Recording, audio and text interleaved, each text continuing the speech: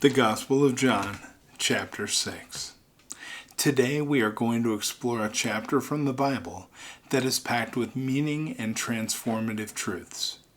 This chapter presents us with some of Jesus' most profound teachings and miraculous signs. But more than that, it challenges us to see him as more than a teacher or a miracle worker. He is the very source of life itself. And as we go through this passage, I want to encourage you to reflect deeply on how these truths apply to your life. How does Jesus satisfy your deepest needs? What storms are you facing where he is calling out, "Do not be afraid"? Let's journey together through this chapter, discovering how it speaks to us today and how Jesus continues to offer us the bread of life. A relationship with him that sustains and transforms. The miracle of the feeding of the 5,000. So we begin this chapter with one of Jesus' most famous miracles, the feeding of the 5,000. Imagine the scene. Jesus is surrounded by a massive crowd. It's late in the day and people are hungry. They had been following him because of the miraculous healings he had performed, but now their physical needs were pressing. Jesus turns to his disciples, specifically Philip, and asks a seemingly impossible question. Where shall we buy bread for these people to eat?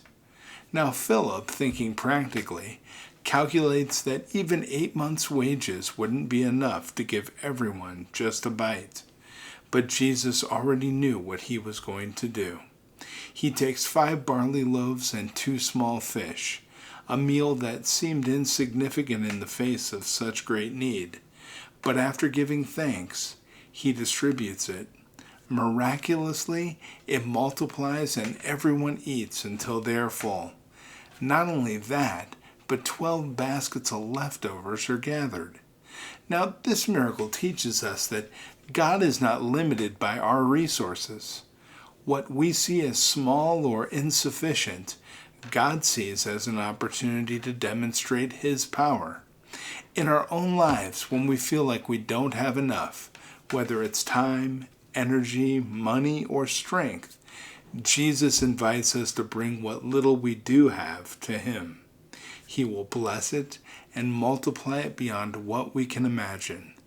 The miracle reminds us that in God's kingdom, there is always more than enough. Walking on water. Later that evening, the disciples are in a boat crossing the Sea of Galilee without Jesus, who had withdrawn to a mountainside to pray. The sea becomes rough, and the disciples are struggling against the wind and waves. In the darkness, they suddenly see Jesus walking toward them on the water. Now, understandably, they are terrified, but Jesus speaks words of comfort. "It is I. Do not be afraid." Now, here we see another key lesson. Jesus is Lord over the storms of our lives. The sea in the Bible often symbolizes chaos, fear, and uncertainty. Yet Jesus walks on it, demonstrating his authority over every trial and every fear we face.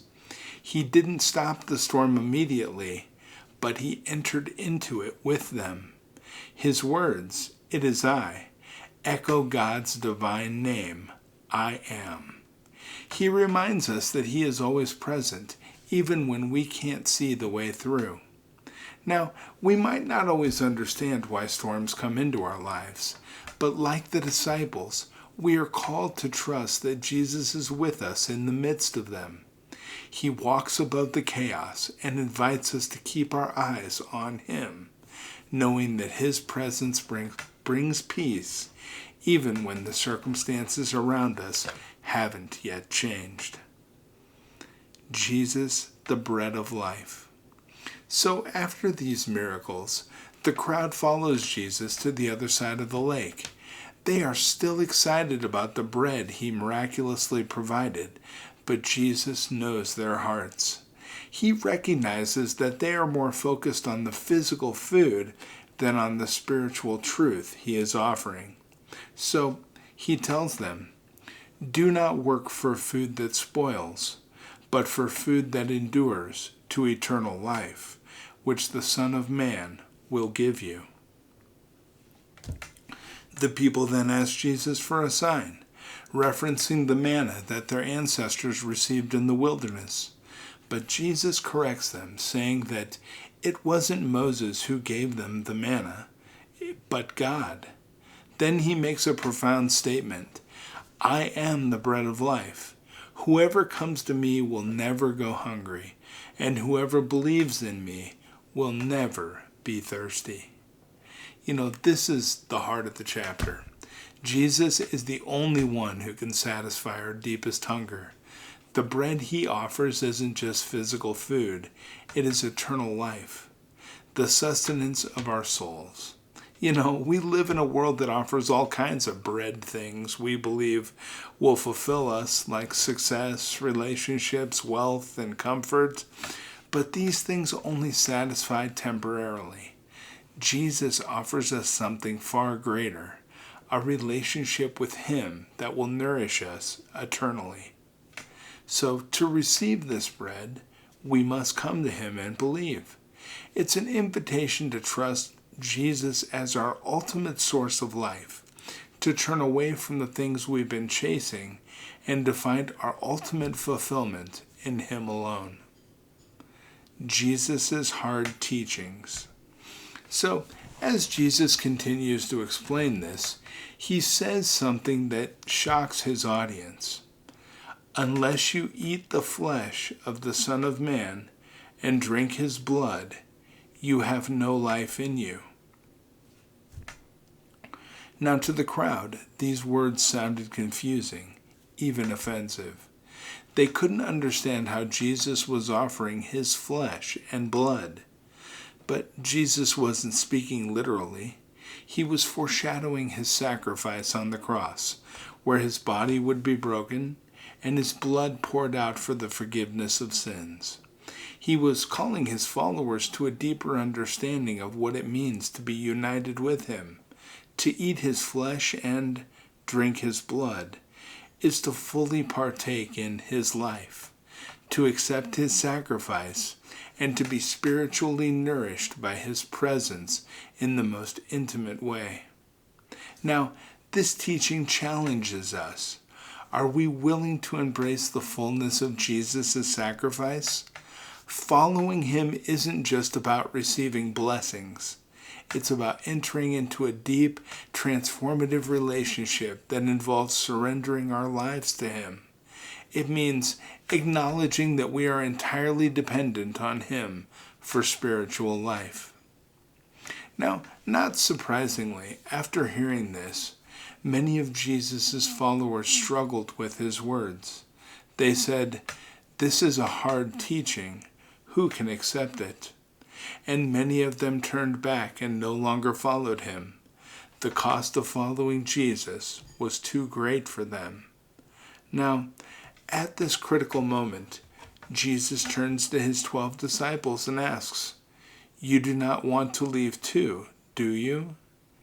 Peter responds in both humble and profound terms. "Lord, to whom shall we go?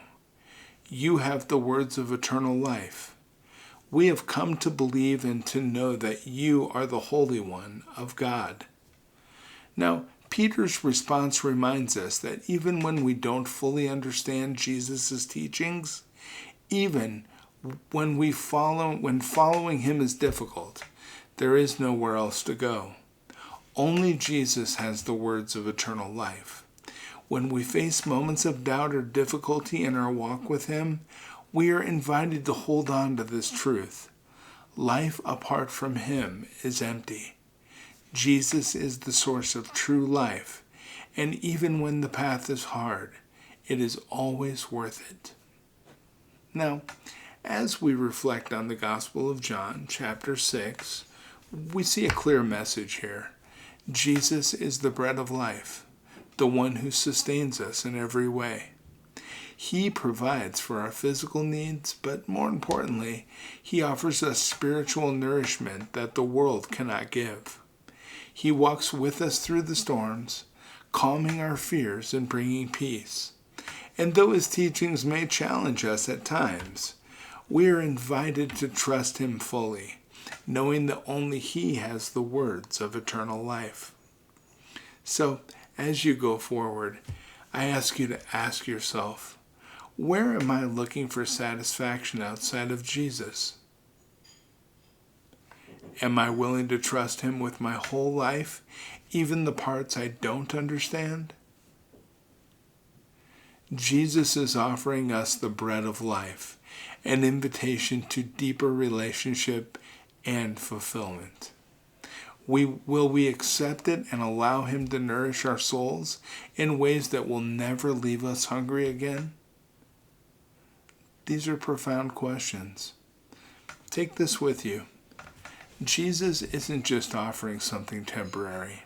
He's offering Himself, the eternal, all-satisfying bread of life. Where will you go?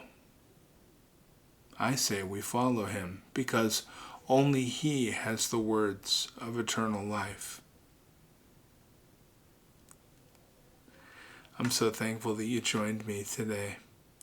I always look forward to meeting with you because you're special, amazing, and I care about you, and I just love spending time with you. So, thanks for joining me today.